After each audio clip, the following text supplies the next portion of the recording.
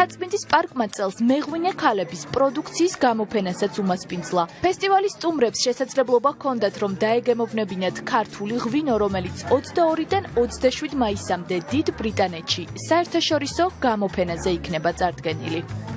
ჩვენი ძირითადი ინტერესი იყო ის ქალბატონები, ვისაც ჰქონდა თავისი პატარა მარნები, წარმოებები და ვის თავის ხელით აწარმოებდა ამ ღვინოს. 20 ქალბატონი წავიყვანეთ პოლონეთში გამოფენაზე, რომელიც ძალიან საინტერესო იყო და ძალიან პერსპექტიული. მე ვიტყოდი, იმედი გვაქვს, რომ ეს ინგლისი ახალი ფანჯარა იქნება, ახალი პერსპექტივა იქნება ამ ქალბატონებისთვის და ღვინოების გაყიდვისთვის. მოგეხსენებათ, ეს ერთ-ერთი მთავარი ნაბიჯია ექსპორტზე გასვლა.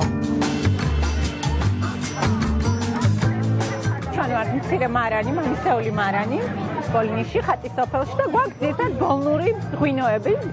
მაგალითად დავიწყოთ ჩვენი ბოლნური რქაწითელი, მინერალური ტონებიც არის და ამ ბოლნის რქაწითელისთვის ეს დამახასიათებელია.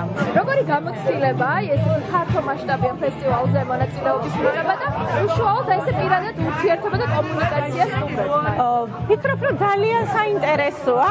ზოგადად ეს ფესტივალი, ეს ჩემი აზრით და მე მგონი არა მხოლოდ ჩემი, აი თბილისელებისთვის საყვარელ მოვლენად იქცა და ყველა ელოდება ამ ფესტივალს დიდი მოლოდინით. ძალიან კარგი შესაძლებლობაა, იმიტომ რომ უშუალოდ მომხმარებელთან გაქვს გასაუბრების საშუალება, შეგვიძლია გაიგო მათი რეაქცია იგივე შენს ნაშრომზე, რამდენად მოწონთ, რა არ მოწონთ.